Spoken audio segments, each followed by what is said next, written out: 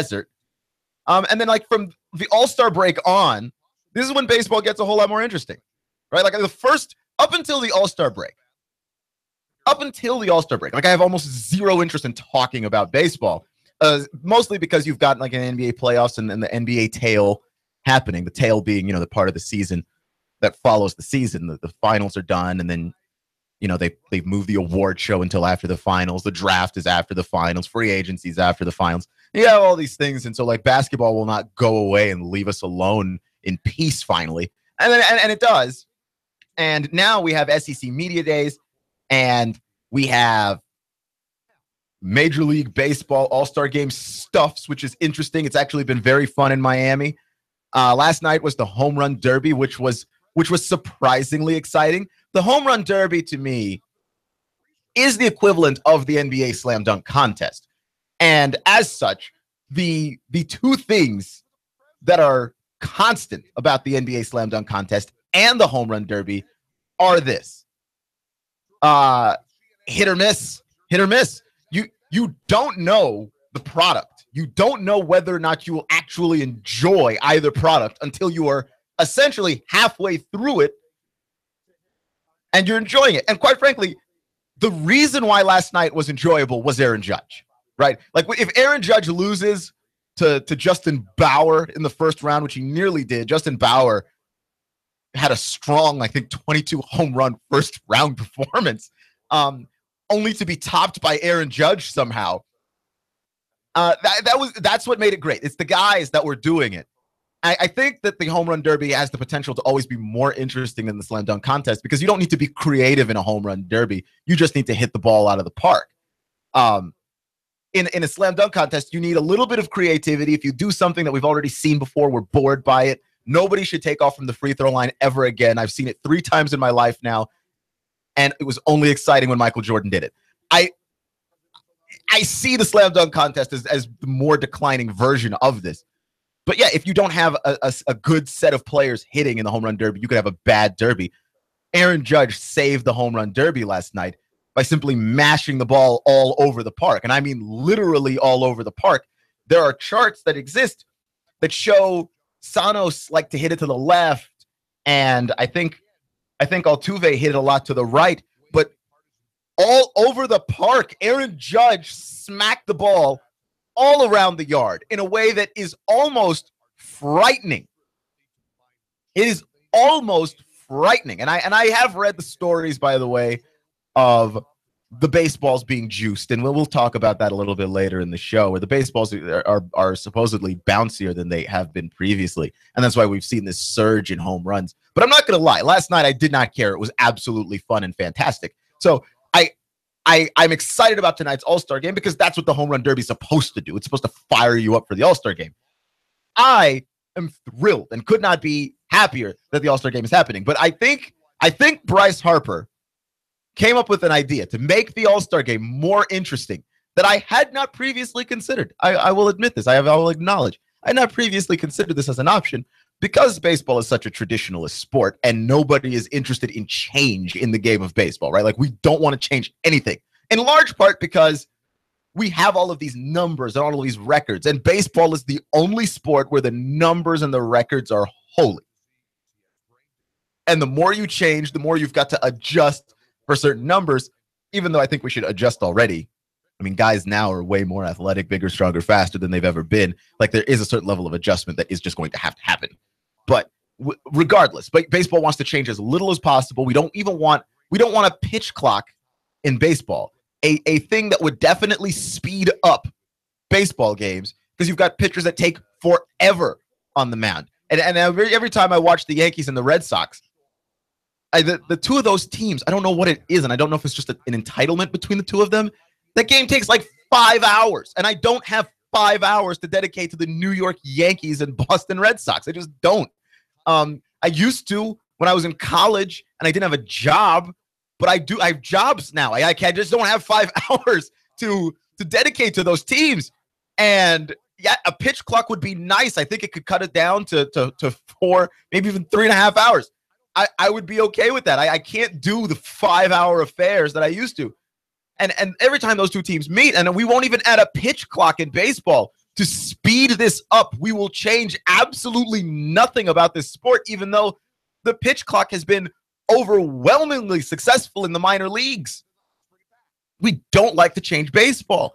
And I think that like the All-Star game in baseball would be the one thing that like you could probably change it and people wouldn't care that much. And maybe I could be wrong about that, but I don't think that people get all fired up about the MLB All-Star game the same way that you get fired up about it in basketball. I guess basketball people get fired up about it. I don't know. I just think that when it comes to the Major League All-Star game, Bryce Harper's idea, which is that the two highest vote getters in the All-Star game would be separated, and then they would street ball style be captains and choose their team, take turns drafting their teammates from among the All-Stars in Major League Baseball. And I thought that's really, really cool. And they tried it in the NFL. They tried it in the Pro Bowl a few years back, and that was actually one of the cooler aspects of it up until, they played the game, and then you realize, like, no, the Pro Bowl still stinks. But up until that moment, it was a very good idea that you had, Jerry Rice and Deion Sanders, and they were choosing the teams. I think if you even eliminate that sort of, the Deion Rice or the Deion Sanders, Jerry Rice aspect of it and just say, hey, our top vote getters are Andrew Luck and Cam Newton, and then just have Luck and Cam choose their teammates after that. I think that would be incredibly cool. I would like that a lot. I am not sure you can really do it in football very well. Like the Pro Bowl is just, the things that stink about the Pro Bowl are the fact that nobody tackles anybody and nobody tries. I think it's much easier to give effort in baseball. Nobody is asking you to run through a catcher. Like, no one's asking you to be Pete Rose. I think you can still give decent effort in baseball, and the game would look fine. And Bryce Harper made a great point that Max Scherzer is on his team, and watching Bryce Harper get the opportunity to hit against Max Scherzer, I think that would be cool. To have an opportunity to hit against Steven Strasburg, I would like to see that a lot. And we can get to this part where, and I've been saying this for a little while now, but the National League team consists mostly of Washington Nationals, right? And I don't know that sits well with you if you're a Braves fan and you're essentially watching the Nationals and then Ender. It consists mostly of Washington Nationals. And I just, if you're a Phillies fan, Braves fan, Mets fan, that's not something, I don't know. For me, I wouldn't want to sit down and watch mostly divisional rivals. But if you had a chance to break that up, that would be great. That would be very cool. I would be down for that particular cause. And it would be more interesting and more fun. And baseball to me is not a sport that when you get the All-Stars together, the game degrades and doesn't mean anything. You generally get good baseball All-Star games. I can't remember the last time I've met anybody that's legitimately complained about the All-Star game. And I've had people complain about the Rising Star Challenge or whatever you call the young players game. I've had people complain about the Home Run Derby. I've never had anybody complain about the All-Star game. Even when the All-Star game is low scoring, it's still a pretty good game. You've got all the best pitchers and all the best hitters. I mean, what else are you looking for? I just think the more interesting thing there would be, okay, we could divvy these teams up and see combinations of players that we've never seen against each other and may not actually ever see. I'm all for that. I think Bryce Harper's idea is a great idea. It might arguably be the best All-Star game idea. That, by nature, Bryce Harper's rule would eliminate the idea that the winner of the All-Star game, that league gets to be home field in the All-Star game, right? Then players would just be playing for, hey, we're all a team. I chose you. Don't disappoint me. Right? That I would like to actually see. The American League and the National League, I don't think that the disparity between the two leagues is that big. In the same way that like the East and West divide in basketball is huge, and the American or the AFC and NFC divide, it's not a very big divide so much as it's just players don't really show up for the Pro Bowl. Like you don't see Tom Brady in the Pro Bowl. You don't see a lot of these guys in the Pro Bowl that even when they make the Pro Bowl, they don't go. You've got so many players who are Pro Bowlers in large part because the original Pro Bowlers chose not to go, and then you wind up being an alternate, which means on your resume forever is Pro Bowler.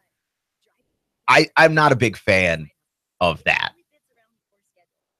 I mean, there's nothing you can do to fix the Pro Bowl. The Pro Bowl is broken inherently. It's football that doesn't matter. And as long as it's football that doesn't matter, nobody's going to try, and fans aren't going to give a rip. So that, to me, is already broken. Major League Baseball is not broken, but I do think you can make it better, and you can make improvements, and you can make something more interesting, and you can stop awarding home field advantage in the championship series based on players who are not even going to be there. Like, most of the players playing right now are not even going to be in the World Series. You think it really cares if anybody really cares if your team is in like 4th place in the NL Central? Oh yeah, I'm playing for all that home field advantage. Really? Come on. Then who are you kidding with that? Clutch with Keon Rose on AM 1240 and 92.7 FM. Let's jump into some SEC Media Days talk, because I mean it's pretty fascinating stuff that's been happening. I think you look at Georgia, and you have to say that Georgia's a team that can make it. Right? Georgia's a team that if Georgia doesn't make it and win the SEC East, to me, I would be incredibly disappointed. I think that they're the best team in the East. Right? I worry about Jim McElwain in Florida. I do, because I think that Jim McElwain is a fantastic coach. And I also think that if Malik Zaire is anything remotely approaching the quarterback that Jim McElwain thinks he is, and he's able to stay healthy and all of those things, and you're able to get any utility out of Zaire at all, Jim McElwain has been winning with average quarterbacks, below average quarterbacks, and he still somehow found his way to Atlanta 2 years in a row. And you're Georgia, you have the quarterback, right? You've got a defense that's very good. It's not, I think, as good as it can be. I think you're going to have at least one more year of Kirby Smart to have that defense be as elite as it can be. But it is a very good defense. And you've got Nick Chubb, and you've got Sony Michel. And Sony Michel, by the way, is going to be featured more in the passing game. That, to me, is a brilliant idea. That you cannot possibly expect that Georgia's not one of the better teams in the SEC East and isn't going to somehow compete for a title. But if they don't, it is going to be time to start looking at Kirby Smart and being actually and ultimately disappointed in what it is that you are seeing there, because he's been gifted a very good football team. And whatever it is that you want to say about Mark Richt and how he was not able to get things done, Mark Richt was winning 10 games a year at Georgia. He was winning 10 games a year. And the reason why he is not coaching at Georgia anymore is because Georgia, the boosters, the fan base, and everybody around that school cannot stand the idea of a guy winning 10 games a year and they're not making the playoff and they're not considered a contender. And Georgia's one of those, I mean this in the nicest possible way, but like delusional places where like every year Georgia fans expect to be considered a contender every year. And they are woefully disappointed when they're not even close. So this idea that you're going to hire Kirby Smart, like Kirby Smart has, I think, one of the shorter leashes of a new head coach of anybody I have ever seen begin coaching. Of anybody I've ever seen, because it's a fan base that expects to be contending for championships, and they haven't been a contender for almost 30 years. It was like, 86 the last time anybody was like, yeah, Georgia.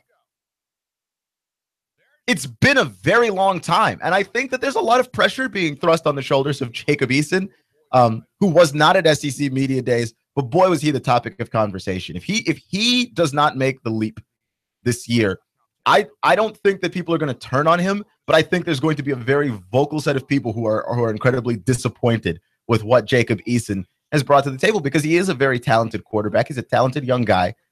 I think he throws a lot of ducks. I think he throws a lot of those floating passes that don't drop into the hands of his receivers. And I think that hurts him a lot.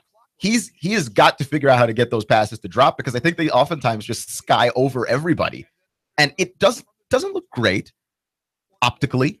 And when you're in the SEC East, you're in the weaker SEC East, there is no reason if you have the better quarterback, right? Because even in college, it's not as quarterback driven as in the NFL, but you are still quarterback driven.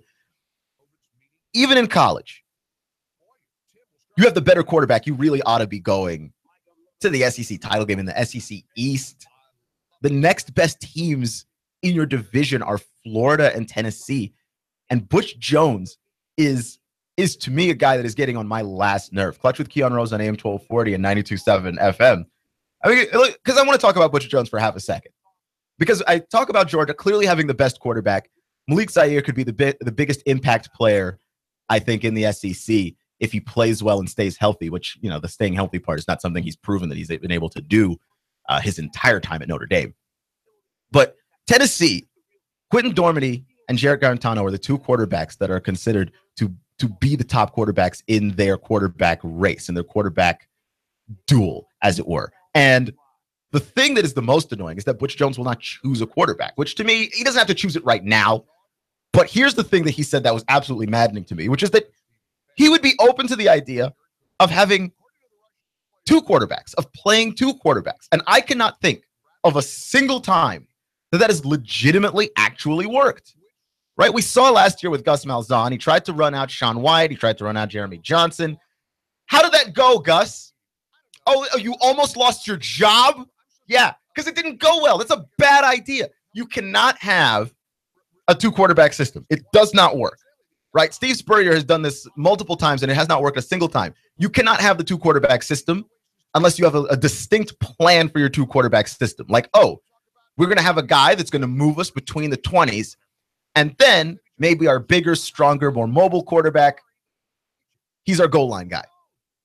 He's our goal line guy. Like, if you have a distinct plan, that's the only way this works. You cannot just have two quarterbacks and go, one guy's wise and experienced, the other guy's young and energetic. Yes, and you do have to choose one.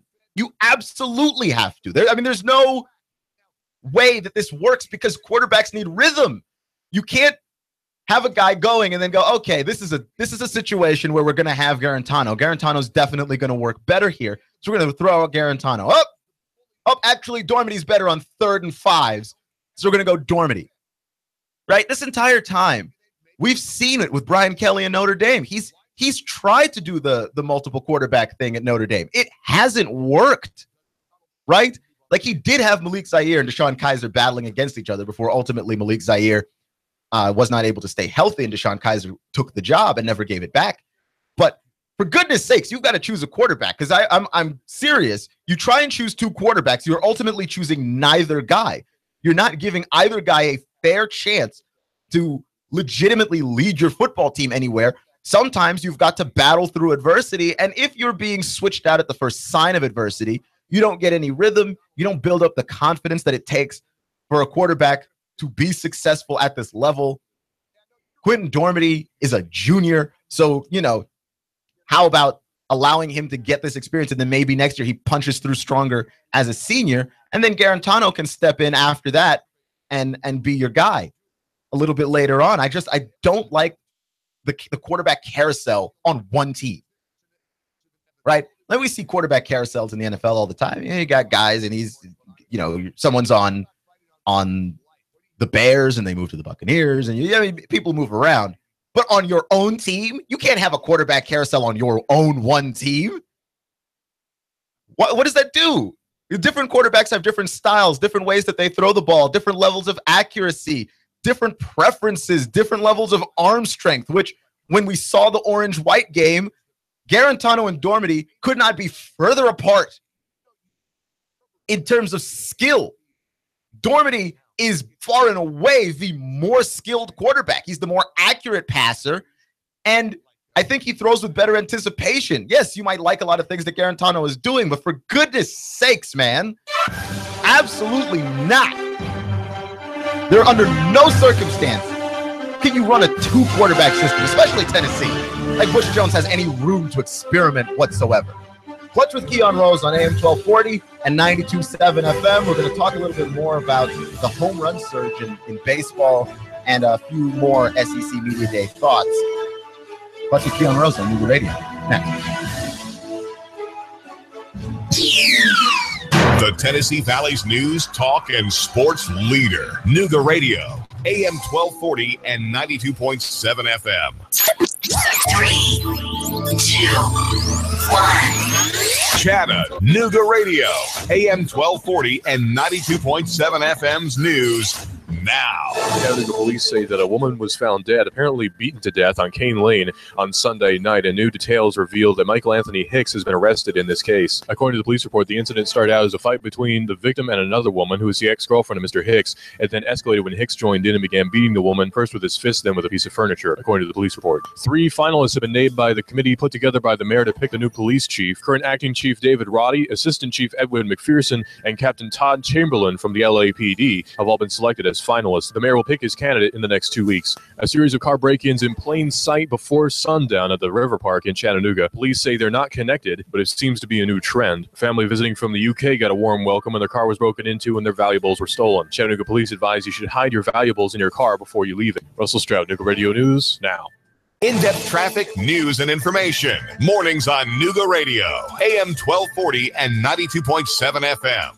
Expect fair skies to continue through your nighttime. Muggy overnight, lows only around 70. Now for your Wednesday, another hot, humid day, highs near 92. A spotty afternoon shower storm may pop up, but scattered showers and storms will be more likely for the afternoons Thursday and Friday. McBriar Realty is now Real Living Southern Realty, serving the entire tri-state area. Find your dream home now with Real Living Southern Realty. For their complete listings and more, rlsouthernrealty.com. And I'm Source 12 Chief Meteorologist Patrick Hoare on Nooga Radio AM 1240 and 92.7 FM. Hi, this is Eric Pelton. Taxes, accounting, business advice. I've got a neat brochure, 12 ways to improve your business profits. Come on by for a free consultation and we'll give you a copy. EJ Pelton Company, 332-3339. I have the best steak selection in town. Name of the business is Don's Meat Shop, and I'm Donnie Raines. Just ask for Donnie. I make over 20 different types of sausages. Most of them are great for grilling. We have the best selection, best quality. We have the hard-to-find items. Don's Meat Shop. The Tennessee Valley's news, talk, and sports leader. Nooga Radio, AM 1240 and 92.7 FM. I'm blowing everything up. We're starting over. I'm doing a new show. I want guys who push it to the middle of the table and go over the top. Take a risk, fail miserably. I'm right, and I'm not wrong, and I'll never back down. Conflict works. Allow it. It's The Herd with Colin Cowherd. Right here and everywhere. Noon Eastern. The Tennessee Valley's news, talk, and sports leader. Nooga Radio, AM 1240 and 92.7 FM.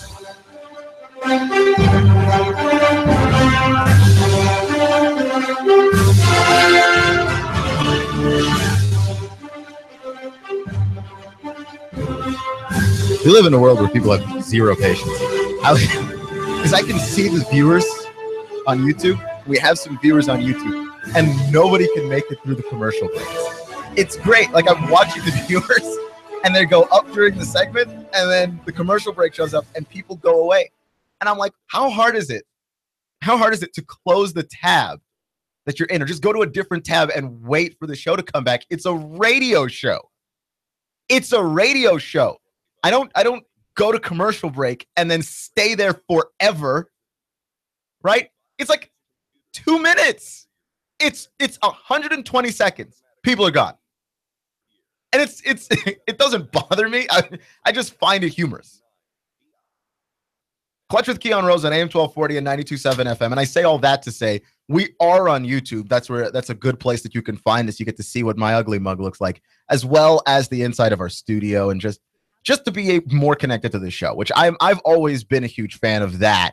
I like the TV shows that are actually radio shows, right? Like, I like Colin's show, that it's on TV. I think their set design is weird. He's got that giant throne desk, right? Like, if you replaced Colin Cowherd's desk on that set with the what's the name of the throne that everybody's trying to get to in Game of Thrones, right? Like the Iron Throne is what it's called. I think it's made like entirely of swords, and it's giant, and like you sit on the Iron Throne in that show above everybody else, and that is Colin's desk on that show. His desk is enormous. Guests come on that show. It's the only thing I cannot stand about that show. Guests come on that show, and then they sit on this little rinky-dink couch with a microphone near it. And like the couch is fine. If Colin also sat on a desk or at a desk that were comparable to the size of the couch, it would make sense. Instead, he sits at this giant throne desk, which towers over everybody, and it's weird. It's a really strange setup. And then Christine Leahy, his co-host, is across the room on the other side. And I think, honestly, part of the beef that Christine and LeVar got into is that LeVar Ball was not looking at Christine Leahy. But when you look at the layout of that studio, how on earth could he? She's on the other side of the room. If you really want to ignore her, you can. And you wouldn't have to try that hard. And he didn't try that hard. It took hardly any effort for him to ignore her whatsoever. It's such a weird setup. But I like the shows that are, you can look into the radio show. I like the Le Batard show on TV. I think that show's way better on TV. I listen to it on the podcast, but I prefer seeing that show. It's a much better visual show. I grew up and you could see, Mike and like Mike and the Mad Dog and all those other great sports shows that they were on when they were on TV, and you wanted to be a radio guy growing up as a kid. If you were me, you got to see all of those shows and see like sort of how the magic happens. And then you watch it and you realize there's really no magic. It's just a bunch of gas bags talking into a microphone. And even that is the coolest thing you've ever seen. So I encourage you to tune into our YouTube channel, which you can get to from our website, noogaradio.com. Also, we try and keep the Facebook page very, very updated with your leader news, political opinions, weather, traffic updates, sports updates. I mean, there is I don't want to say bounty, but I will say cornucopia of SEC Media Days content that I have been posting to the Facebook page. So I highly recommend that you go check that out. And stay on top of it. I'm telling you, we're leading it. We're leading it right now. So the home run derby last night was great. My only big disappointment with the home run derby last night was Aaron Judge and Giancarlo Stanton, which we all expected them to make the final, and then Stanton, of course, just gets leveled in the first round. That's the only thing. I wanted to see Stanton versus Judge. I was very waiting for it. Because their hitting styles are actually very, very similar. I just think that Aaron Judge has much better form because you were watching it, and it is a thing of beauty. He's knocking the ball all over the place. He had one, he hit the ball so high, they had to give him a home run because it hit the ceiling of the stadium, right? He hit a ball to the ceiling. Multiple 500-foot home runs. I mean, it was incredible. It was incredible. He was incredible. And he's going to be a star and falling to New York. Because I think there are some places where I don't care how hard you're hitting the ball and how powerfully and majestic you look when you hit the ball. You can just get lost. And my case in point is actually Giancarlo Stanton. Like last night's home run derby was a gigantic metaphor for Giancarlo Stanton and the Marlins. The Giancarlo Stanton, I don't believe to be demonstratively less talented than Aaron Judge. He's just in Miami. And that's such a bad baseball city. It's such an awful baseball town that, yeah, I mean, you start your career there, and compared to New York, comparatively, you are lost. You are absolutely lost. Aaron Judge has been amazing, and I'm not trying to take away anything from Aaron Judge because he is my favorite thing that happens on Twitter. Like when the Yankees are playing, that's a Twitter watch for me. And when I say that, I mean a Twitter watch is when somebody is great and they are so polarizing or so interesting that you kind of have to be on Twitter while you're watching them play. Russell Westbrook is also a great Twitter watch because the constant rate of, oh my goodness, did you see that, happens at a very high rate. Russell Westbrook is a Twitter watch The Golden State Warriors last year just entirely were a Twitter watch. Very talented people that aren't Twitter watchers. Like LeBron's not a Twitter watch. Like you're not going to, I feel like we're no longer impressed by what it is that LeBron does, which stinks, right? Because it's absolutely amazing what he does. I just feel like we're no longer impressed by it. So he's not a Twitter watch. Aaron Judge is, I don't know if he's baseball's only Twitter watch, but he's by and large a Twitter watch. Like I'm a Nationals fan. I follow the Nats. I wouldn't say that Bryce Harper's a Twitter watch. He's great, but I wouldn't say that he's a Twitter watch. Aaron Judge is 100% a Twitter watch. And I think part of it is the market that he's in, that he's in New York. That if you swap Aaron Judge and Giancarlo Stanton, I don't think Aaron Judge is as big a deal, right? He's still incredible. He's still amazing, but I think baseball people would be impressed with Aaron Judge. You put Aaron Judge in New York, and everybody's impressed with Aaron Judge. Like to this point, and now because of the home run derby, my girlfriend is aware of the existence of Aaron Judge, and I cannot find a person who is less interested in baseball than her.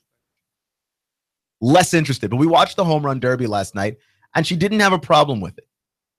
Clutch with Keon Rose on AM 1240 and 92.7 FM, and that was in large part because Aaron Judge was so entertaining, albeit that she did have a problem with it, actually.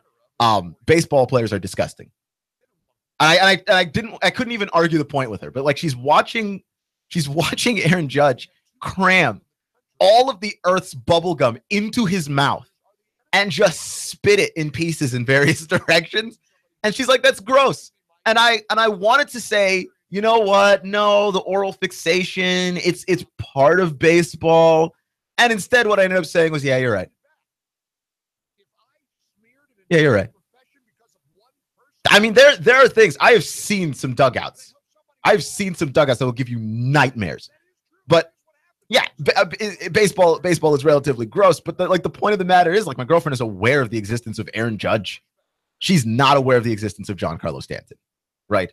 He whiffed so badly early on in that home run derby that she honestly didn't even get time to really see him. And I think that the home run derby is one giant walking, talking metaphor for Giancarlo Stanton and his career at this point compared to everybody else, like Bryce Harper and Mike Trout.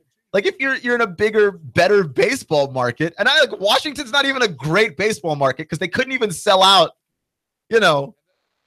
against the Cubs. And when they did sell tickets for the Cubs, like Cubs fans bought most of the tickets. But even Washington is a better baseball town than Miami. I mean, that's a place that you could go get lost. If I'm Giancarlo Stanton, whenever my contract is up, if and when that actually happens, I run as fast as humanly possible.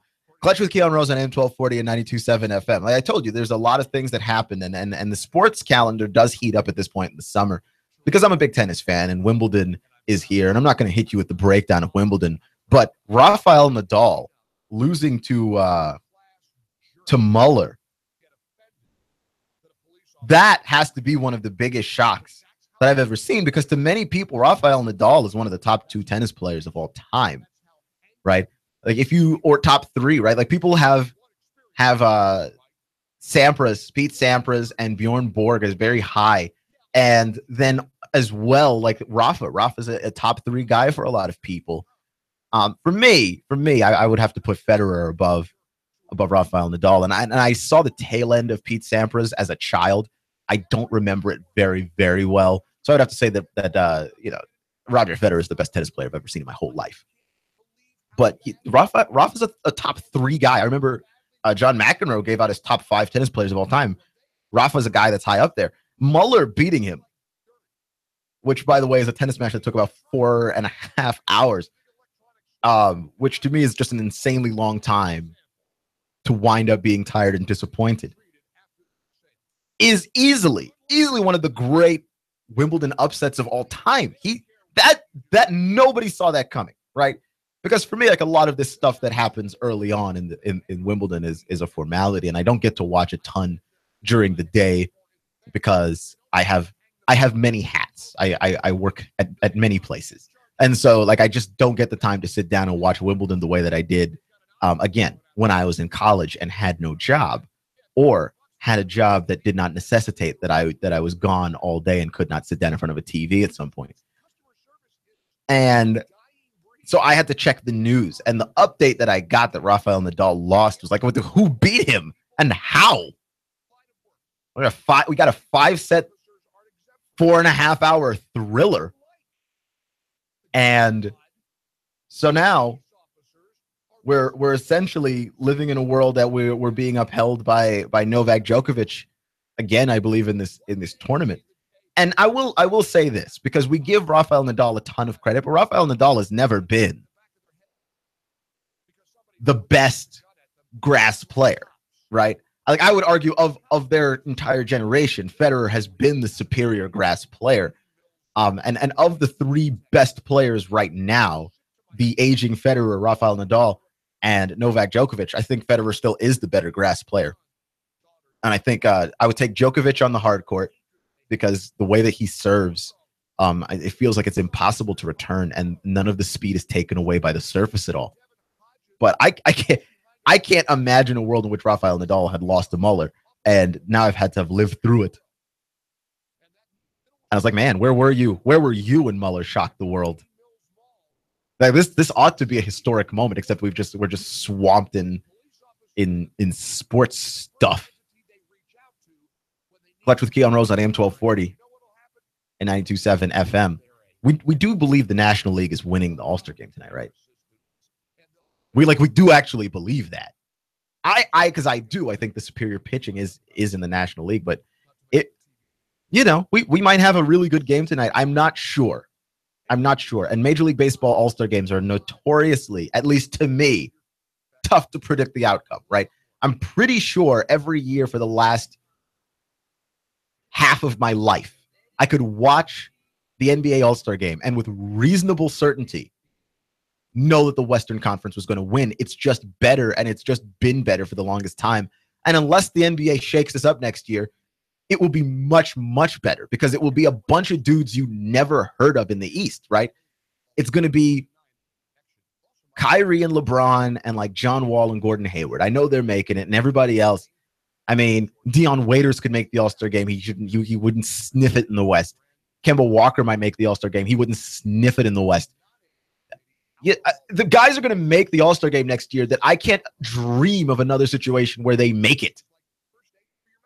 Right? Like, Kevin Love's going to make the All-Star game. And if you moved Kevin Love to the Western Conference, he would vanish. It would be the greatest disappearing act since anything Harry Houdini has ever done. I can give you reasonable certainty in the NBA that the Western Conference wins the All-Star game. I cannot give you any certainty in baseball who it is that wins these things. I don't know. It's hard for me to tell anyway. Maybe I'm just the one that I'm blind on this, but it's always hard for me to tell. But I can't imagine that if you are the National League and pitching for you is Clayton Kershaw at some point and Max Scherzer at some point, right? That you are necessarily in any kind of danger. Who can hit those guys? Especially the way that Scherzer's pitching right now. Scherzer is pitching at a major league best level that I think that he is currently the best pitcher in baseball. Although I would argue that over the last 5 years, obviously it's Kershaw. And Scherzer might replace Kershaw, by the way, as my favorite pitcher in baseball, which I know is blasphemous to say, because it's been Clayton Kershaw for me for like the last 6 or 7 years.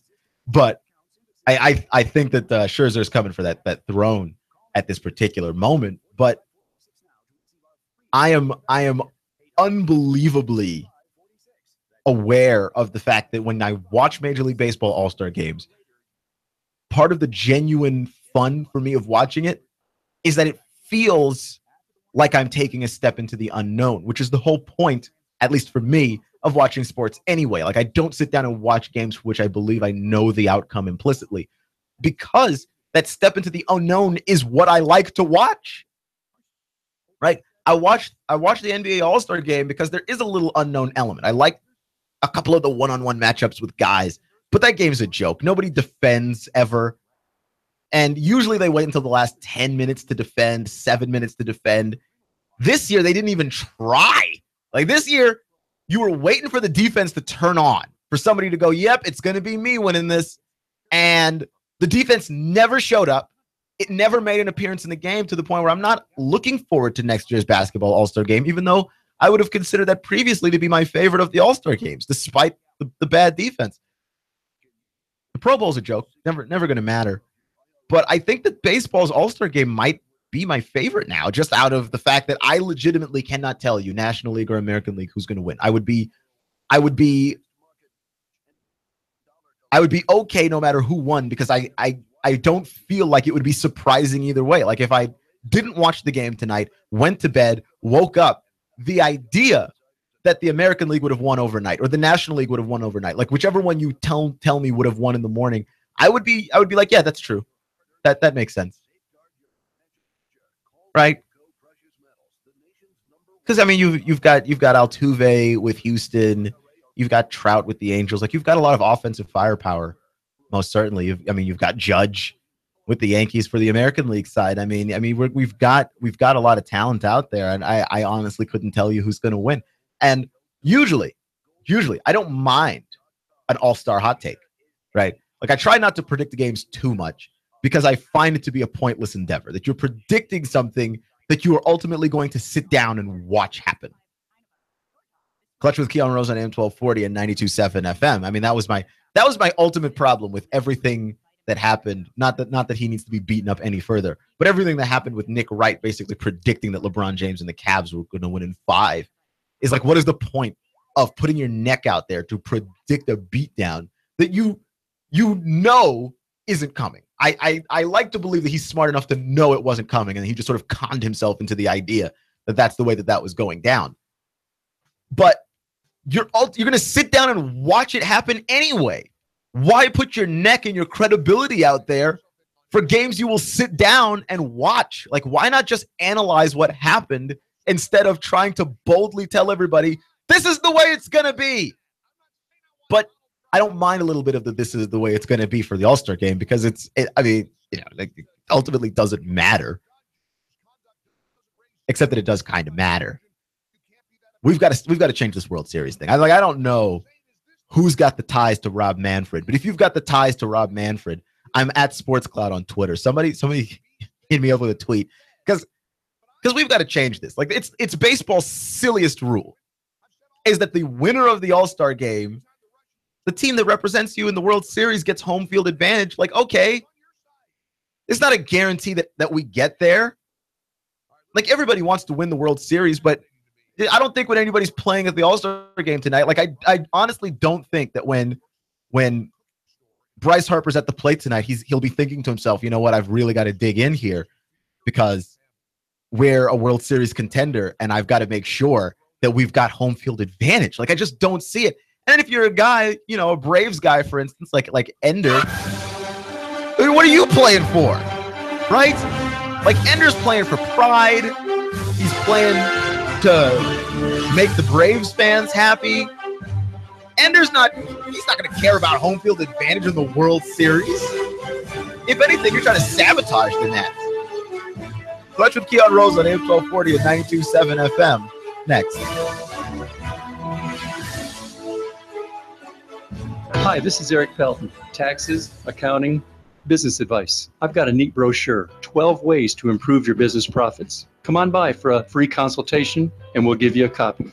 EJ Pelton Company, 332-3339. This is Thomas DeMoss with Keller Williams Realty. I am a realtor in Chattanooga. We list and sell homes, work with buyers, work with home sellers. I have been involved in real estate for over 10 years. My background is as a real estate investor. That is what I bring to the table, is that real estate investor mindset. My job is to help you sell your house for the most money, employing the best marketing strategy and walking you through what can be a rather stressful process. So we are encouraging people who are on the fence or even thought about selling their house to give us a call. There's no obligation. We're just here to kind of have a conversation, let people know what the process is like, what the market is like, what values they can expect to receive. We work with buyers as well. I also have a buyer's agent that works exclusively with my buyers because we want to give our clients as much attention as we can. My cell phone number is 423-364-0028. Our website is northriverpropertygroup.com. That's northriverpropertygroup.com. We'd love for you guys to call us. I've been a customer at SNS 14 years. It's way out of my way, but I'm well treated. I believe what I'm told. Price is reasonable. David Tulis here. Make an SNS appointment today. This week, get $50 off any 30,000-mile service or timing belt repair. And get a free combat knife as a gift. SNS Auto Repair specializes in Toyota, Lexus, Honda, Acura, Scion, Nissan, and Infiniti. 6-time winner of Best of the Best award in the Times Free Press. 855-3436. ssautorepair.net. 855-3436. And now to our reporter in the field.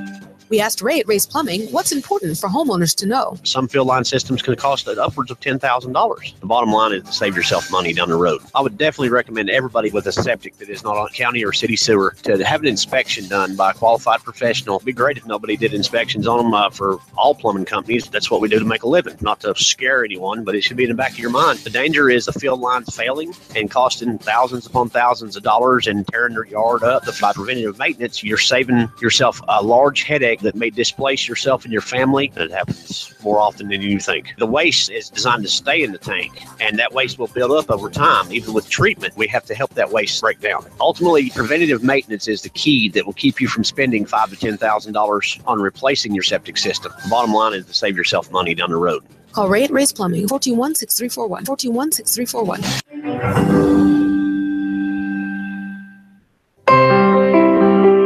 Are you looking for a gospel-oriented, covenantal, family-friendly Reformed church? Dayton Reformed Presbyterian Church is a body of Christ-centered believers gathering for worship on the Lord's Day from around southeastern Tennessee. Our congregation is reformational in its outlook. It has a traditional worship service regulated by the Word of God. Prayer, singing the Psalms, reading God's holy Word, teaching, preaching the Bible, the administration of the sacrament. Dayton Reformed Pres, committed to the authority of the Bible as the inerrant, infallible Word of God. As Westminster Confession of Faith directs every Christian, we aim to glorify God and enjoy Him forever. As a Reformed church, our purpose is teaching and preaching the gospel, making and training disciples of Jesus Christ, taking dominion for our Lord's sake by applying God's holy and perfect law to every area of life. We would be honored to have you join us for worship. Dayton Reformed Presbyterian. This Sunday morning at 11 at Dayton Community Chapel, 184 Mulberry Avenue, Dayton. Click DaytonRPC.org. Click DaytonRPC.org. 184 Mulberry Avenue, Dayton.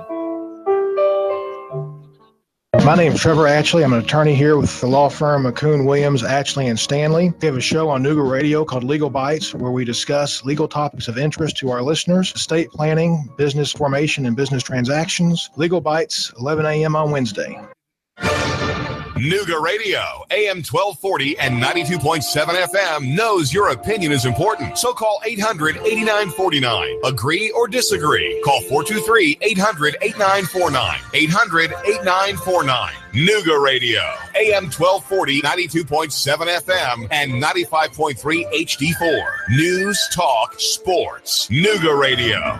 Does your business have enough clients? Are you confused about how to stand out in today's saturated social media market? Do you feel lost trying to navigate the maze of marketing channels which are necessary in today's marketplace? Are you fed up with spending your time and money on employees who don't perform and marketing strategies that don't produce? Then you need Cindy's Choice. Cindy will solve your marketing problems with her innovative shared marketing management concept that will allow your business to have the benefits of a full-time employee that is actually out building relationships in the community on behalf of your brand. Cindy's low monthly rate includes advertising, employee management, public relations, and creative marketing strategies that produce. Cindy can bring this all to you at a rate lower than most advertising campaigns and for much less than the cost of hiring a marketing employee. Cindy's Choice is your trusted source, and Cindy will manage it all for you. Hi, I'm Cindy. I focus on the prospect so you can focus on the project. Call me at 423-661-4445. That's 423-661-4445. So you can become Cindy's Choice. The Tennessee Valley's news, talk, and sports leader. Nooga Radio,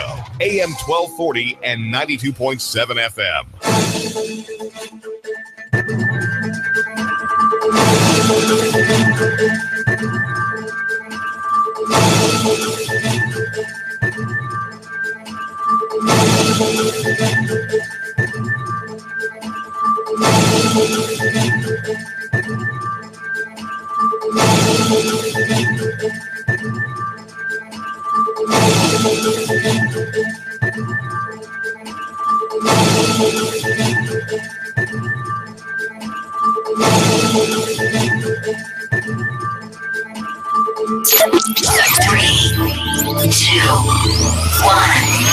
Chattanooga Radio, AM 1240 and 92.7 FM's news.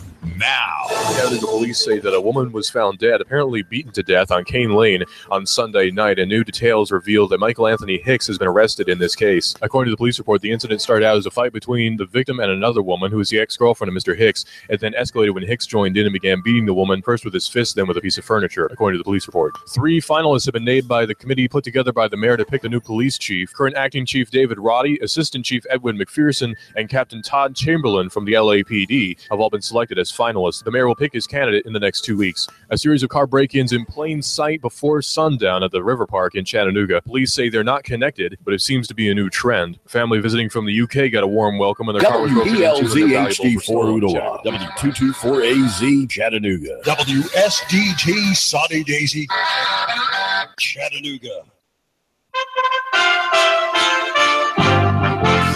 USA Radio News with Jason Wirt. No documents from the military made it to ISIS. FBI Special Agent Paul Delacour talking about the arrest of a Hawaiian soldier who was accused of helping ISIS. King was arrested by FBI SWAT based on probable cause that he had committed material support to terrorism, because he had sworn the Bayat, and because he had shown an increased inclination to violence. Senate Majority Leader Mitch McConnell heeding the call of many within his own caucus to cancel part of the August recess to work on health care and other issues. McConnell said a new health care plan should be out this week. We'll be laying out a revised version of the repeal and replace effort on Thursday morning. We hope to have a CBO score by the beginning of the week. And it's a big night for baseball fans. The Major League Baseball All-Star Game tonight from Miami. You're listening to you. We all need to take care of our hearts. And the best way to do that is with Super Ubiquinol CoQ10 from Life Extension. It's a powerful antioxidant that supports heart health. CoQ10 is also essential to cellular energy production. The energy-producing mitochondria inside your cells need CoQ10 to power essential organs like your heart and brain. And Super Ubiquinol CoQ10 absorbs better than other CoQ10 supplements. And now you can get Super Ubiquinol CoQ10 at half off, plus a complimentary bottle of vitamin D3, also from Life Extension. And of course, free shipping and handling on both of these vital supplements. Just call toll-free 1-855-870-6622. That's 1-855-870-6622. Or go to lifeextension.com/war. These statements have not been evaluated by the Food and Drug Administration. These products are not intended to diagnose, treat, cure, or prevent any disease. The investigations are just beginning into the fatal crash of a military flight that left 16 people dead. Here's more from Mark Mayfield. According to the FAA, the Marine Corps KC-130 departed from Marine Corps Air Station Cherry Point in North Carolina. It went down in a soybean field about 85 miles north of Jackson in the Mississippi Delta. Investigators say the ammunition-filled plane may have exploded in the air. Fiery debris was scattered for miles around the impact site. A U.S. Marine will be serving jail time after pleading guilty to sharing explicit photos of female Marines in a secret online Facebook group. Along with serving 10 days in the brig, the unidentified Marine will forfeit pay and lose 3 stripes. The Marine Corps is also in the process of kicking the offender out of the Corps. Military investigators say the disciplined Marine was a member of a social media group called Marines United, which has shared explicit photos of female Marines online. Many times the photos taken of the Marines without their permission. You're listening to USA Radio News. For life's aches and pains, choose Blue Emu Continuous Pain Relief Spray. It works fast and it's easy to use. Designed to work odor-free in all those remote areas. It works here. It's odor-free here. It works here.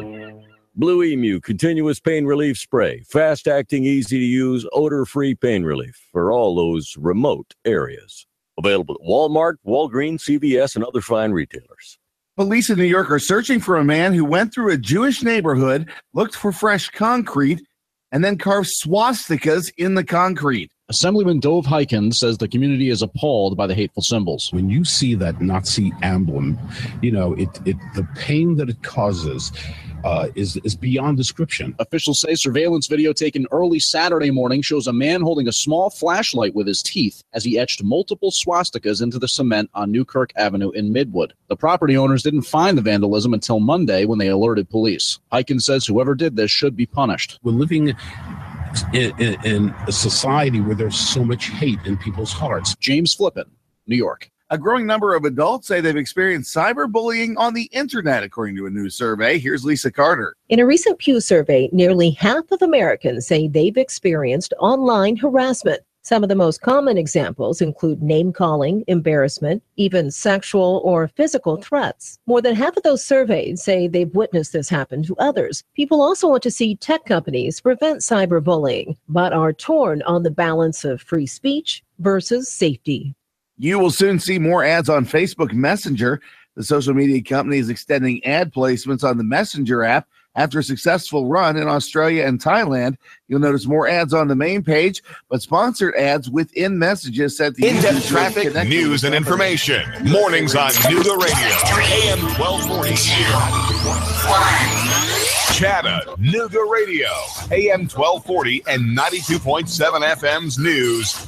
Now, Chattanooga police say that a woman was found dead, apparently beaten to death on Cane Lane on Sunday night, and new details reveal that Michael Anthony Hicks has been arrested in this case. According to the police report, the incident started out as a fight between the victim and another woman who was the ex-girlfriend of Mr. Hicks. It then escalated when Hicks joined in and began beating the woman, first with his fist, then with a piece of furniture, according to the police report. 3 finalists have been named by the committee put together by the mayor to pick the new police chief. Current acting chief David Roddy, assistant chief Edwin McPherson, and Captain Todd Chamberlain from the LAPD have all been selected as finalists. The mayor will pick his candidate in the next 2 weeks. A series of car break-ins in plain sight before sundown at the River Park in Chattanooga. Police say they're not connected, but it seems to be a new trend. A family visiting from the UK got a warm welcome when their car was broken into and their valuables were stolen. Chattanooga police advise you should hide your valuables in your car before you leave it. Russell Stroud, Nooga Radio News, now. In-depth traffic, news, and information. Mornings on Nooga Radio, AM 1240 and 92.7 FM. Expect fair skies to continue through your nighttime. Muggy overnight, lows only around 70. Now for your Wednesday, another hot, humid day, highs near 92. A spotty afternoon shower storm may pop up, but scattered showers and storms will be more likely for the afternoons Thursday and Friday.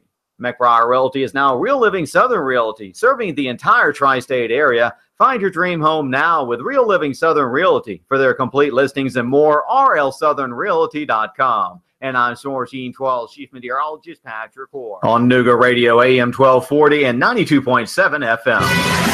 He stole out so much cash, such a huge mountain of cash, that he's become a national star. Rick Davis. You know the story. Cash, cash, cash, and more cash. People can't believe it. They want to see it. And now Rick Davis has a new TV show. National TV, USA and Canada. He's got the gold and silver, diamonds and rings. You get dizzy just thinking about it. Rick's selling. Rick's buying. Cash, cash, cash, and more cash. And now a mountain of cash catching the Hollywood spotlight. You know where it is, Brainerd Road. Rick Davis, Gold and Diamonds. Cash, cash, cash, and national TV cash. That's really big. Everyone wants to see it. Money flying out the door. Rick Davis is America's jeweler. It's better than Hollywood. It's right here. Cash, cash, cash, and more cash. Rick Davis, Gold and Diamonds. Brainerd Road. You love me. You really love me. Nooga Radio, AM 1240 and 92.7 FM knows your opinion is important. So call 800-8949. Agree or disagree. Call 423-800-8949. 800-8949. Nooga Radio, AM 1240, 92.7 FM, and 95.3 HD4. News, talk, sports. Nooga Radio.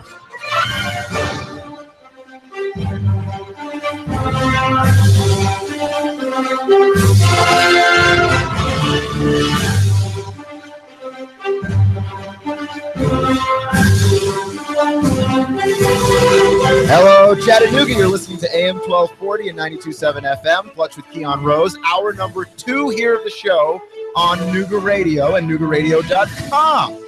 you can call us at 423-800-8949. The Hot News hotline is 800-8949. For those of you who would like to interact, SEC Media Days are going on. We heard from Ed Orgeron and Kirby Smart and Butch Jones already. And I am scared for Butch Jones and for anybody who has to root for a team coached by Butch Jones. Because Butch Jones, and maybe it's just me, but Butch Jones is the guy that is delusional enough to not realize his place in the fan base. Like, I think Butch Jones sees his record last year at 9-4 and thinks to himself, oh, people like me. People are fine with me. You know why? Because the year before, Tennessee went 9-4. Yeah, like back-to-back 9-4s. But not all records are created equal, right? Like, you can get the same record, and especially in football, because the sample size is so small and it feels different, right? You can't have that in basketball.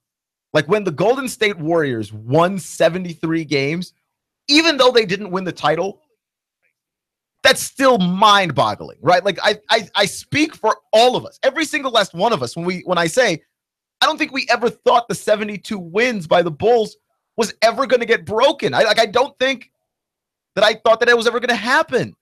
And it happened. And it's kind of alarming.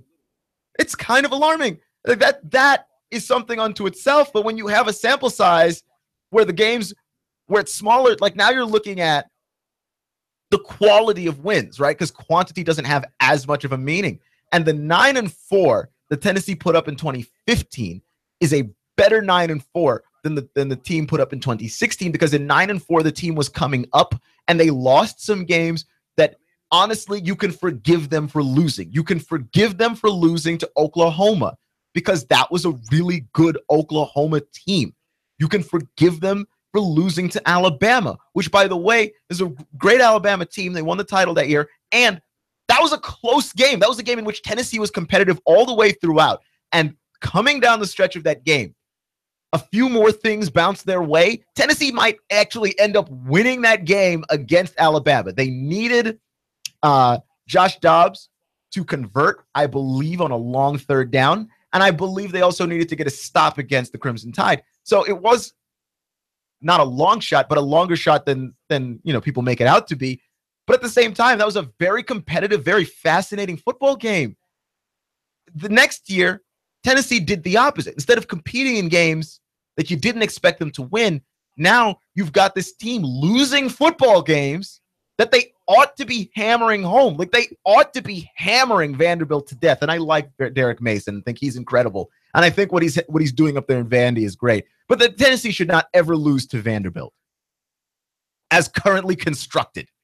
As constructed last season, Tennessee should not ever lose to Vanderbilt. And they had no business losing to South Carolina either. And you can talk about all the injuries that this team has had, and they did have a bunch of injuries last year. I get it. But, like, you don't lose to those schools in those situations. You don't. You absolutely do not. And they did. So the 9-4 from last year felt sour and bitter. It was a school that could have been 11-2. Could have been 11-2 and should have been 11-2. And you weren't. And I think that Butch Jones thinks that he's got a little bit more equity and a little bit more sway with the fan base / boosters / athletic director than he actually does, especially with the fan base. Because I'm telling you, when the fans put the pressure on here in East Tennessee, they really put the pressure on. Like, you messing around and losing and making that program look bad, there is no patience for it whatsoever. None. And Butch Jones thinks he's got a little bit more equity than he's got. And he doesn't, right? Like, Tennessee fan will gladly thank you for rebuilding our program, but you are not doing anything more. Get out of here. Get out. Like, I don't think Tennessee fan would have a problem with that if Butch Jones puts up another bad season. And look, I think if Butch Jones wins 7 or 8 games, as far as hot seats go, he's fine. But he's talking about a 2-quarterback system, and it doesn't work. And if it did work, if it absolutely did work, even though Urban Meyer, who had at Ohio State Braxton Miller and JT Barrett didn't consider going to a 2-quarterback system, if Urban Meyer didn't feel confident enough in a 2-quarterback system with JT Barrett and Braxton Miller, which are 2 tremendous athletes and 2 tremendous guys at that position at the college level, if Urban Meyer, national champion, does not consider that a possibility, Butch Jones, of all people, shouldn't dream of it. He's not the guy to execute that. Like, even if a 2-quarterback system could work, which it can't, I will contend to the day that I die that it can't work. Like 99% of coaches can't pull it off. Definitely not him.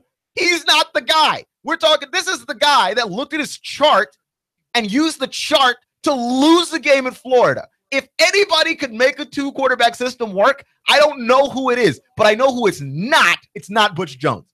And if Butch Jones messes around with this 2-quarterback system and causes Tennessee to lose some embarrassing football games, because I'll tell you, Auburn last year lost some embarrassing football games, and the first game of the season was Gus Malzahn clowning around with Jeremy Johnson and Sean White as though that was going to work at all, and it looked bad. The optics were terrible. Butch Jones cannot afford terrible optics. He doesn't have a national title under his belt to say, okay, this is how this works. Like, nobody considers Butch Jones to be an offensive or a defensive genius of any kind. We like him as a recruiter. Well, recruiting is most of the job in college football. You think another coach can't recruit like you? Don't kid yourself there, right? Like, Kirby Smart showed up. I got a number 2 recruiting class in the SEC. Well, don't kid yourself. Butch Jones, he messes around with this 2-quarterback system, and Vegas has Tennessee at 7.5 games. He messes around with this 2-quarterback system and doesn't get to 7. They run him out of town. That's my prediction. They run him out of town because that's nonsense. You don't have the equity to do experiments like this. And now here's the thing. Like, honestly, this doesn't even come out of any particular kind of vanity with Butch Jones. This doesn't even come out of any particular kind of hubris with Butch Jones, right? Where this comes from with Butch is like he's conservative to a fault. He does not take risks. Butch Jones is not interested in doing the thing that is difficult and maybe a little risky. He likes safe. He likes to play it safe. And I think right now he doesn't know which quarterback is the better quarterback, right? Like, I think we can all agree it's Quentin Dormady, but I don't know that it's head and shoulders Quentin Dormady above Jarrett Garantano. And if it's not head and shoulders, then Butch Jones might consider the more conservative option to be choosing both. But if you choose both, that is like choosing neither. You don't get the best of either guy if you choose both. Here's what happens if you choose one. One guy feels empowered and has the confidence to play, knowing that he's your guy. The other guy is going to work really hard to beat him. That's what happens if you choose one. If you choose neither, you have a situation in which you are playing 2 quarterbacks. Neither guy has rhythm. And we're going to try and do the situational, well, Dormady does better on first downs, but Garantano on 2nd and 7 is a pretty, I like him. And shut up. Shut up. Shut up. What are you talking about? That doesn't make any sense what you're saying. What Butch Jones is saying doesn't make any sense. 2 quarterbacks? What are you, nuts? It doesn't work. Right? Like, ask Steve Spurrier, who was not ever running, by the way, 2 quarterbacks because he ever thought 2 quarterbacks would work. Like, Steve Spurrier was running 2 quarterbacks because he hated all his quarterbacks. Like, the moment that you would start to mess up, like, Steve Spurrier just couldn't stand to look at you throwing the football, so he'd have to put in somebody else. That's how Spurrier worked. This is different. This is your actual conscious decision.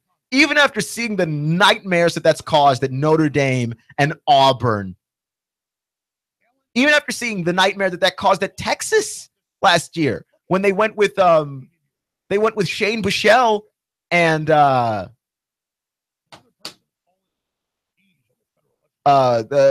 18-wheeler package. I forget his name right now. I mean, you don't see that this causes teams fits. Pick a guy. And guess what? If the guy doesn't work, pull him and start the other guy separately, like in another game. Like, oh, he's had a bad stretch of 3 games. We're going to go another direction. This is alarming to me that he's even entertaining the idea. It is both alarming and at the same time, not even remotely shocking. There's something about Butch Jones' mentality that just bothers me. He does realize that this fan base expects more than what they got. They got a 9-4 team last year when they could have had 11-2. They could have been in Atlanta playing for the title game. They could have been in Atlanta and should have been. You mess around with a 2-quarterback system at Tennessee, they're going to run you out of town. Mess around with that system and collect 6 wins and see where that takes you. It'll take you right out of here. They'll take you out. Clutch with Keon Rose on AM 1240 and 92.7 FM. So I watched the Home Run Derby last night, and I had a blast. It's possibly the most fun I've had watching the Home Run Derby in a very long time. Aaron Judge hit over 20 home runs in a single round. I think lost in the shuffle, too, is that Justin Bauer was the one that pushed him to do it. Like, Bauer had a beastly performance and lost, which is insane. But Aaron Judge consistently, he's got hitting talent, man. Consistently spraying the ball all over the yard. And, you know, a lot of people are putting a little bit of an asterisk next to Aaron Judge's name a little bit because there is an accusation against Major League Baseball that the balls are juiced.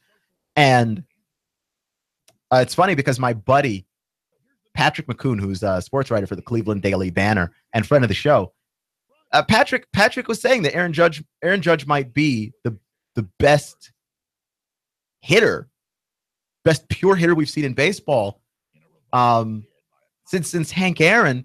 And we're passing over Barry Bonds because he said, non-steroid user. But I wonder what he thinks of this this balls being juiced situation, in large part because it would have a massive effect on how you perceive the hitters of today. Because there's been an accusation that the balls have been juiced, right? Here is Mad Dog Sports confronting Commissioner Rob Manfred about it yesterday. The pitchers claim that this ball is juiced and hardened and everything else. What can you tell me about that? Look, we test the ball very rigorously. We've made those testing results available.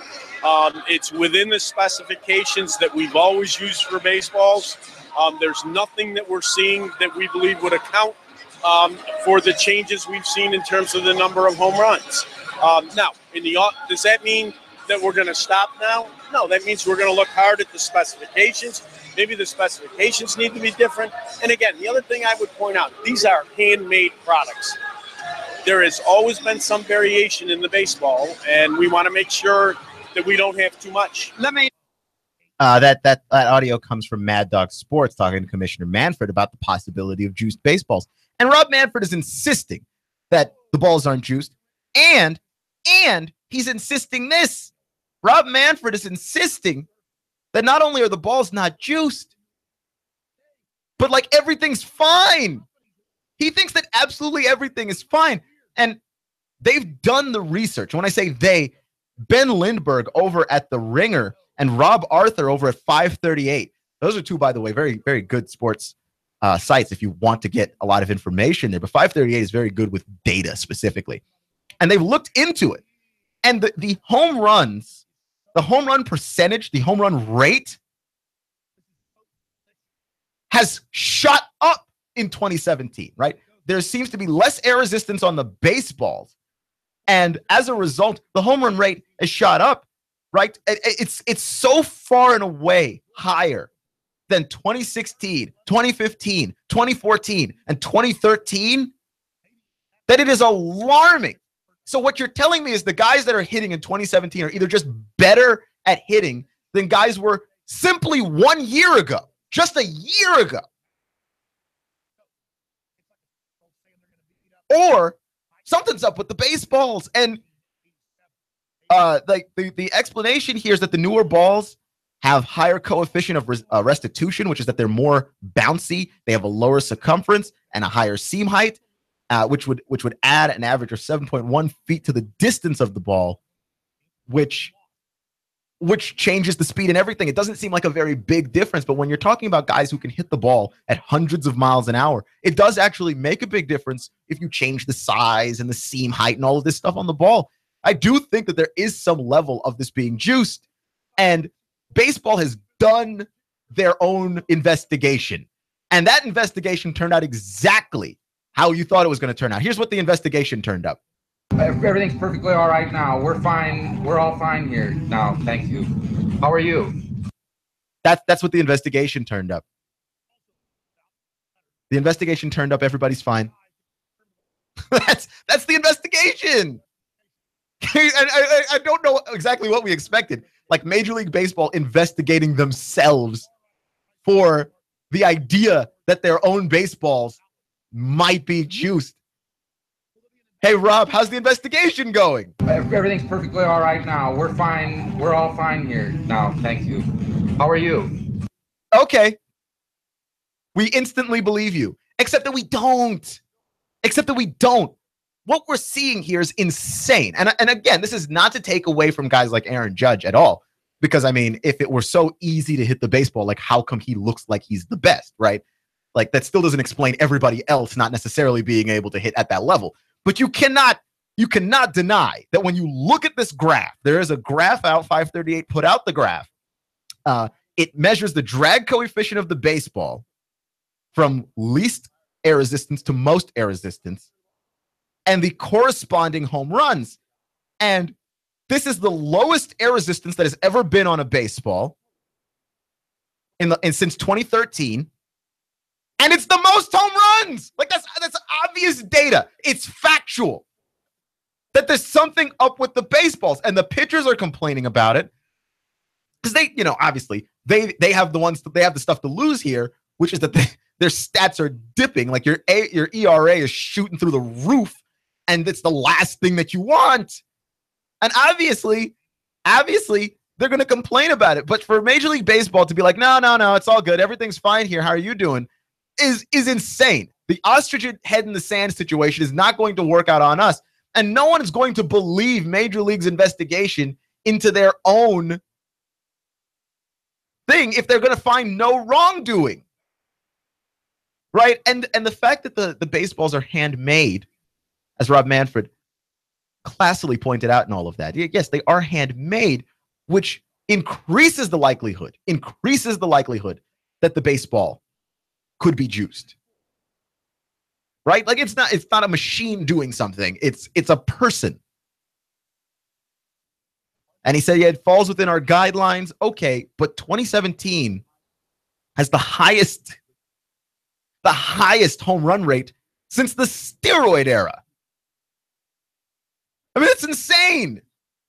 And if we're going to believe that these guys aren't on steroids anymore, which I honestly don't. I feel like we've just all gotten smarter about it, and then we've just decided to stop questioning it because we can't see what it is that's happening.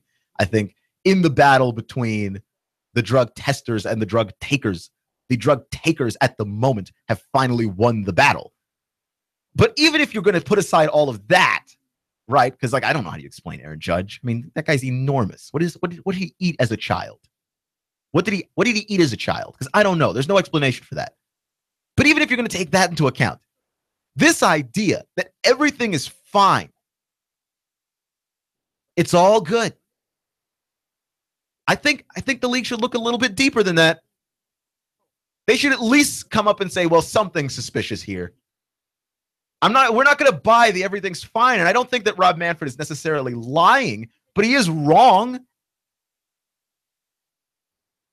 Right? Something's up with the baseballs. Because I'm watching Aaron Judge blow the ball out of the park. he's hitting the ball into the ceiling, right? Like they had to give him a home run because the ball hit the ceiling and bounced back down into the field of play. That is insane. And while it's incredibly fun to watch, and I think that that's the incentive there for baseball to do anything with the baseball, you know, everything in terms of the numbers is wholly in baseball. You don't want to throw everything off this far. That's with Keon Rose on AM1240.com. The Tennessee Valley's news, talk, and sports leader. Nooga Radio, AM 1240 and 92.7 FM. 3, 2, 1. Chattanooga Radio, AM 1240 and 92.7 FM's news.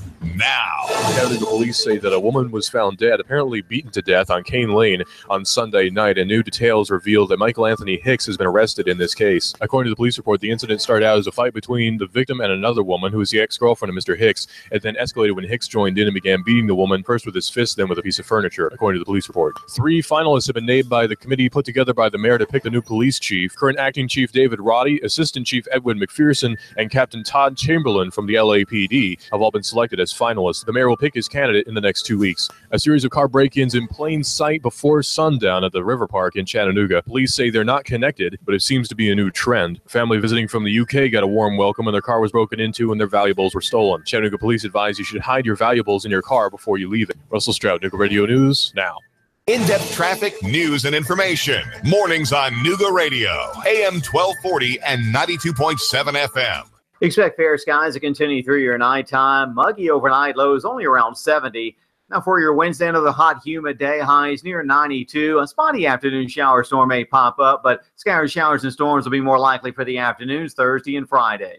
McBriar Realty is now Real Living Southern Realty, serving the entire tri-state area. Find your dream home now with Real Living Southern Realty. For their complete listings and more, rlsouthernrealty.com. And I'm Source 12 Chief Meteorologist Patrick Orr on Nooga Radio, AM 1240 and 92.7 FM. Hi, this is Eric Pelton. Taxes, accounting, business advice. I've got a neat brochure, 12 ways to improve your business profits. Come on by for a free consultation and we'll give you a copy. EJ Pelton Company, 332-3339. I have the best steak selection in town. Name of the business is Don's Meat Shop, and I'm Donnie Raines. Just ask for Donnie. I make over 20 different types of sausages. Most of them are great for grilling. We have the best selection, best quality. We have the hard-to-find items. Don's Meat Shop. The Tennessee Valley's news, talk, and sports leader. Nooga Radio, AM 1240 and 92.7 FM. I'm blowing everything up. We're starting over. I'm doing a new show. I want guys who push it to the middle of the table and go over the top. Take a risk, fail miserably. I'm right, and I'm not wrong, and I'll never back down. Conflict works. Allow it. It's The Herd with Colin Cowherd. Right here and everywhere. Noon Eastern. The Tennessee Valley's news, talk, and sports leader. Nooga Radio, AM 1240 and 92.7 FM.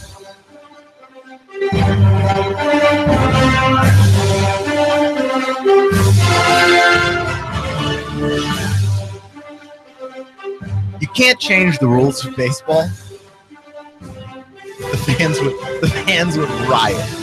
But I think Major League Baseball's altering the balls on purpose. And I think here's the thing that I think, and I have no proof of this, by the way. This is my own wild, aimless speculation.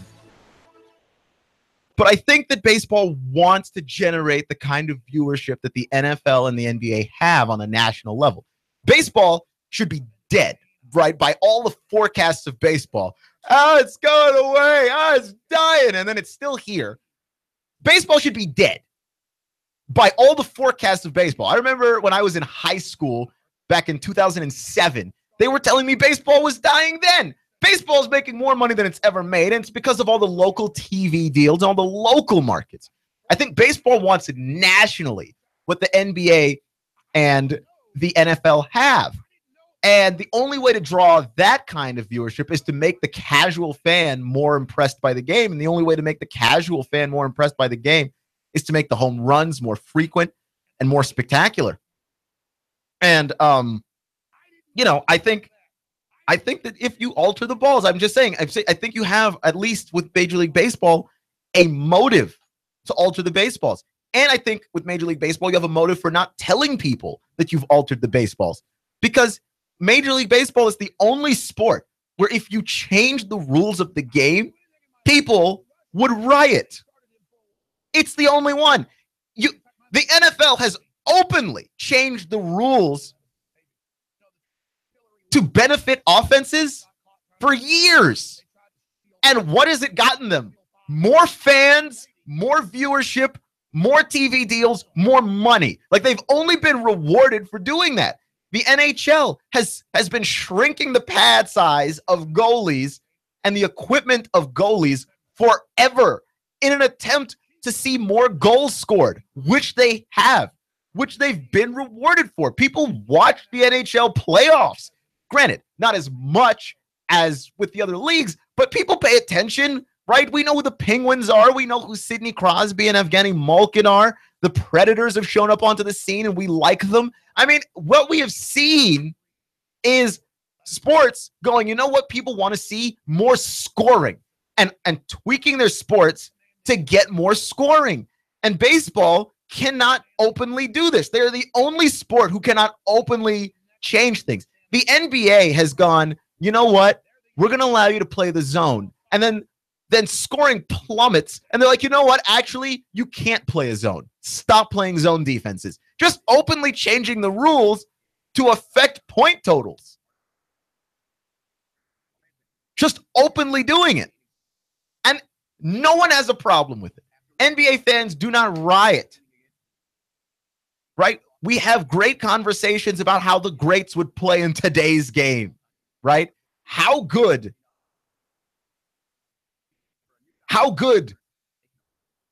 would Jerry Rice be in an offense like today's modern NFL offense? Right? How good would Johnny Unitas be in a modern NFL offense when they want you to throw the ball a ton?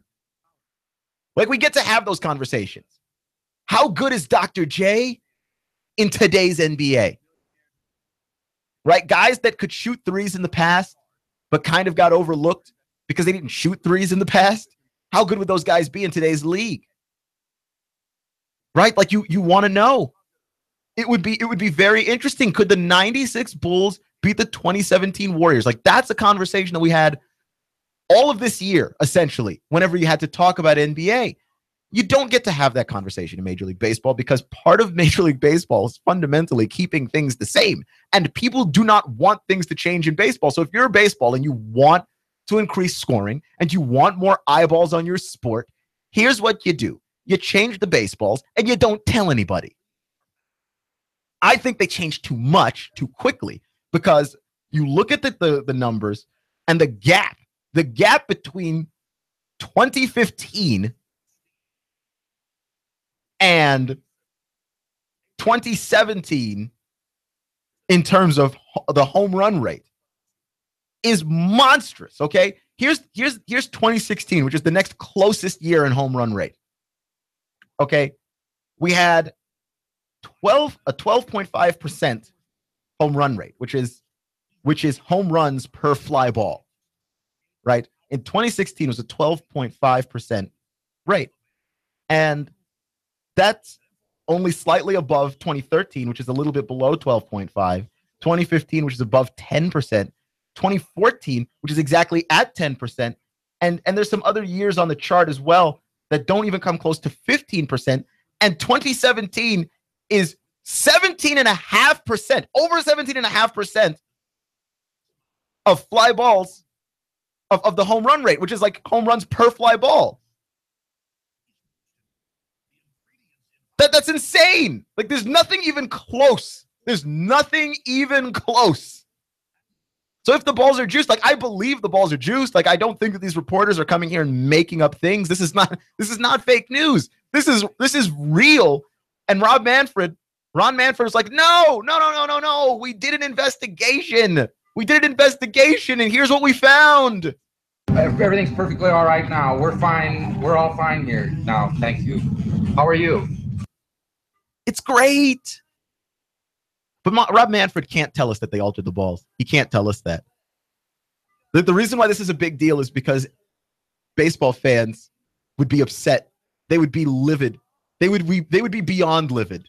There isn't a word to describe what fundamentalist baseball fan would be. You know? They haven't invented a word for what that is.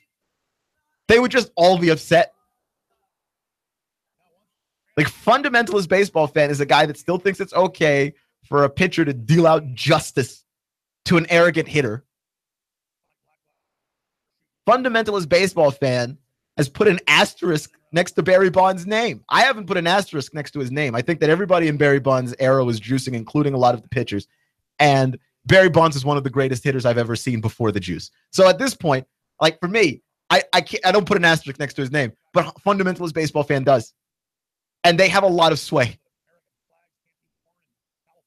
Right? Like, there's a reason why the baseball writers of America, like, are not going to ever let certain guys in the Hall of Fame because of the fundamentals of the sport. Right? Like, even the way that you express yourself. Curt Schilling's never going to be in the Hall of Fame. Like, I honestly believe that. He deserves to be there. He absolutely does. Like, a guy with his postseason record can't not be in the Hall of Fame, except he's been such a jackwagon, and baseball writers are such fundamentalist baseball fans, he's never making it into the Hall of Fame. It's never happening. We're going to see a steroid user, a guy that we know got caught up in Balco stuff, before we see Curt Schilling in there. Because Curt Schilling won't shut up. Clutch with Keon Rose on AM 1240 and 92.7 FM. I don't know what to make of Lonzo Ball. And by the way, I have been merciful to you. I have talked a lot of hoops on this show, but I've avoided Lonzo Ball. Okay? I've avoided Lonzo Ball because he's a very easy thing to talk about because of the connection to his father. I have limited very severely the LeVar talk on this show, right? Like, LeVar, if he comes up, gets a mere 2 minutes at best. But that being said, I don't know what to make of Lonzo Ball, right? Like, Lonzo's first summer league game, he was complete garbage in. He was 2 of 15, didn't look like he had the speed or the ability to really get around or by anybody. And boy, that shot looks broken. I mean, it always will, even when he's making them. But boy, that shot just looks busted.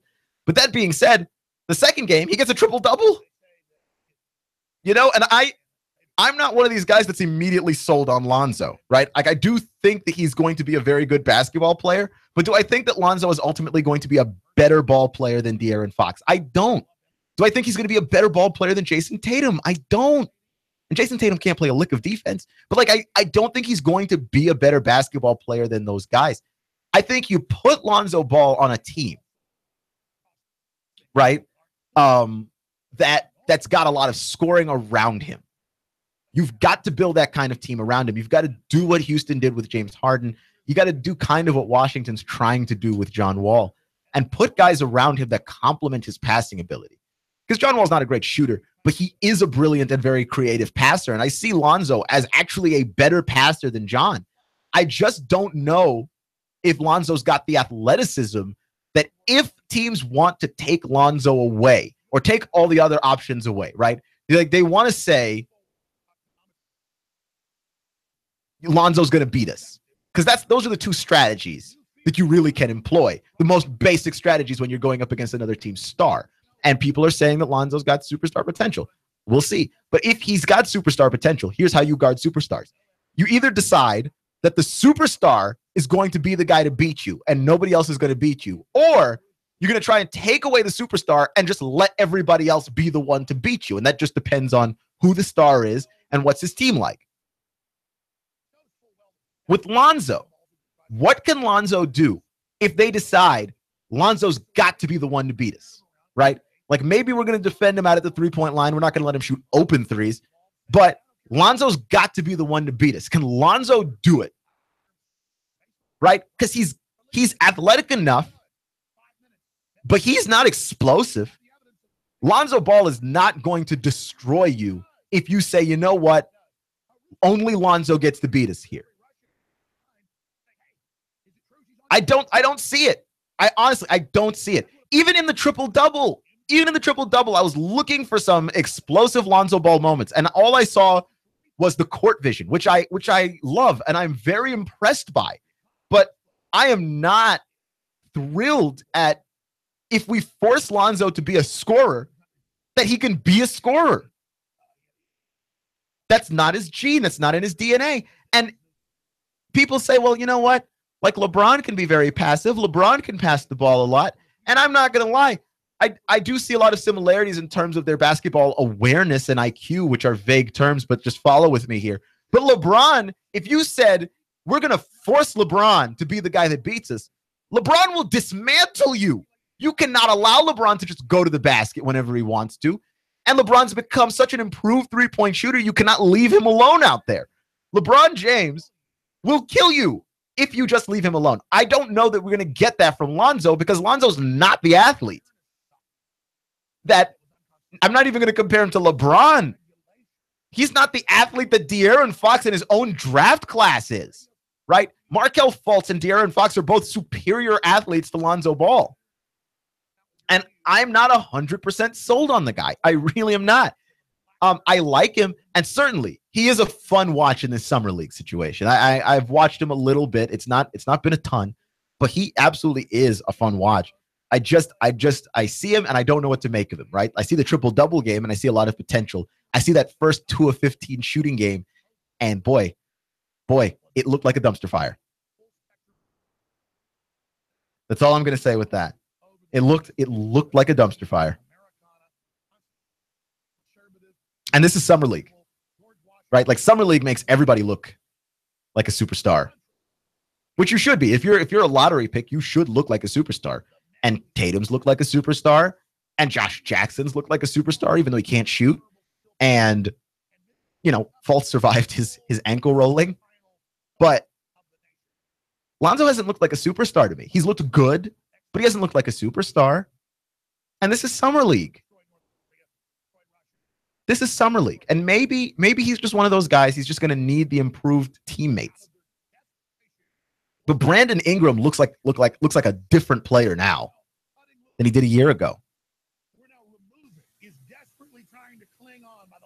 He really has. Clutch with Keon Rose on AM 1240 and 92.7 FM. So Kendall Vickers has been at SEC Media Days with Tennessee. He's a senior. And he believes that Butch Jones has changed Tennessee's program a lot and does not like the negativity towards Butch Jones. He said, quote, "It's a little disrespectful." And you know what? I do kind of agree that there is a level of disrespect that Butch Jones gets. But Butch Jones does a lot of this to Butch Jones, right? Like, when someone gets disrespected, it doesn't just fall out of the sky.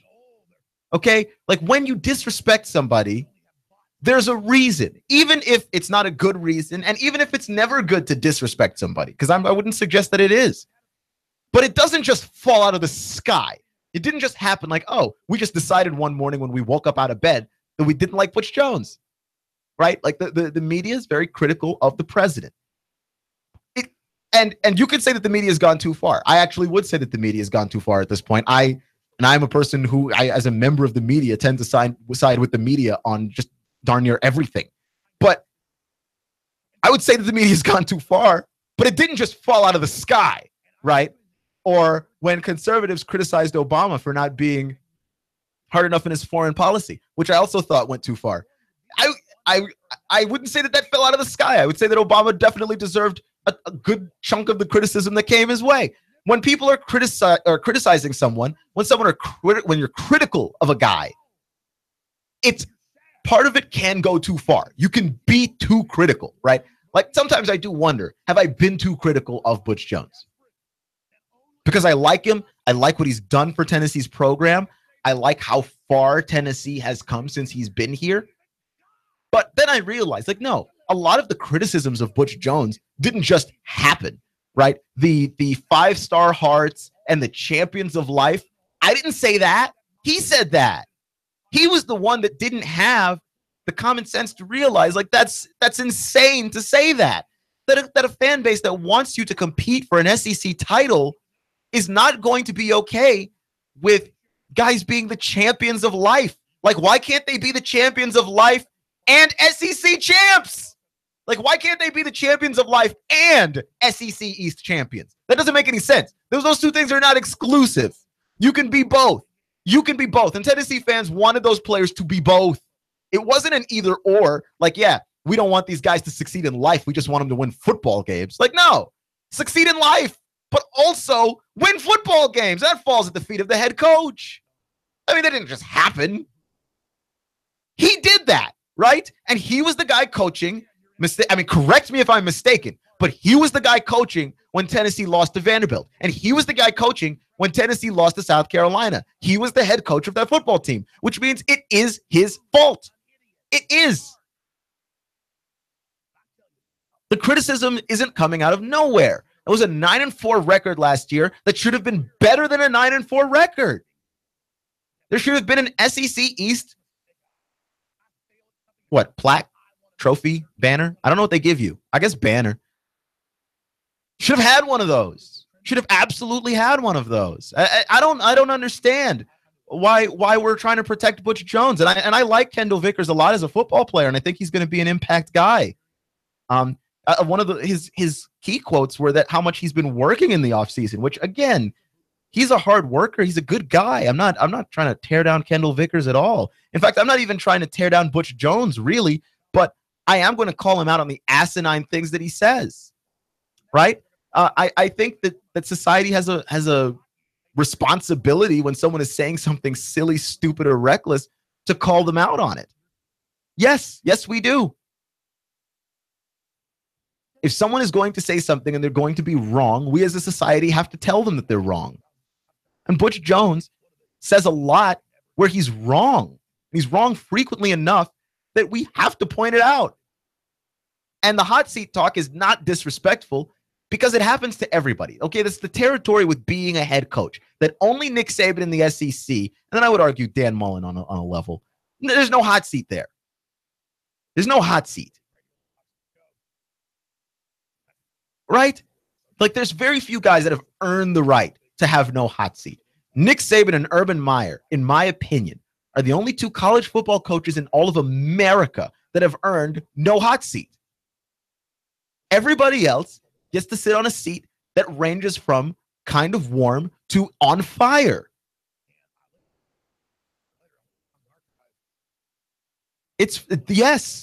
Yes, that's how this works.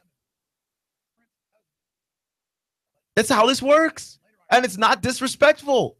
Okay? It's not disrespectful for us to talk about Kevin Sumlin. We've been talking about the temperature of Kevin Sumlin's seat for a while now. For a while. And it hasn't been disrespectful this entire time because we're looking at his record and his resume and going, dude, what have you done? You've gotten more elite quarterback prospects than most of the teams around you. And every year it's like, we won 8 games. Like, you find a way to end up at 8-5 by the end of the season.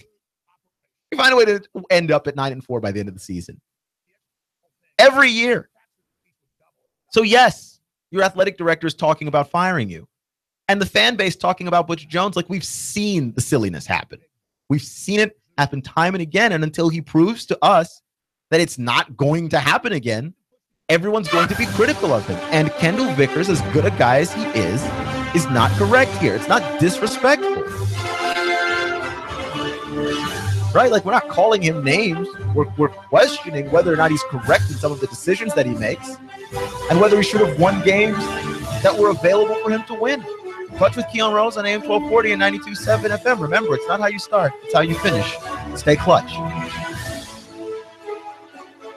Hi, this is Eric Pelton. Taxes, accounting, business advice. I've got a neat brochure, 12 ways to improve your business profits. Come on by for a free consultation and we'll give you a copy.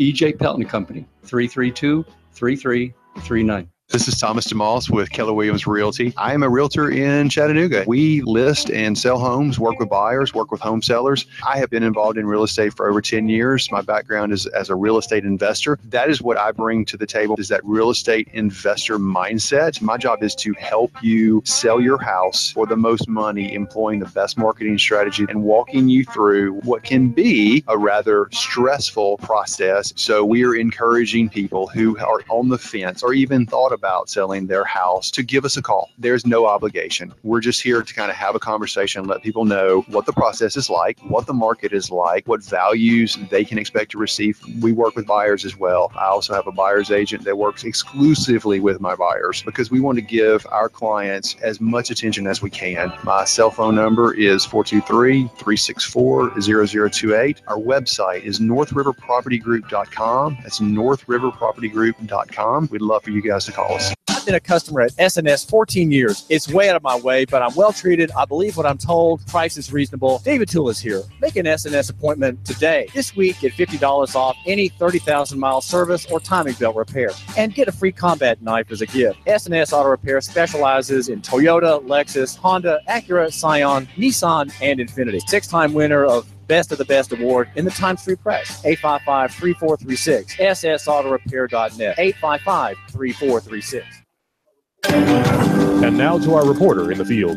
We asked Ray at Ray's Plumbing what's important for homeowners to know. Some field line systems can cost upwards of $10,000. The bottom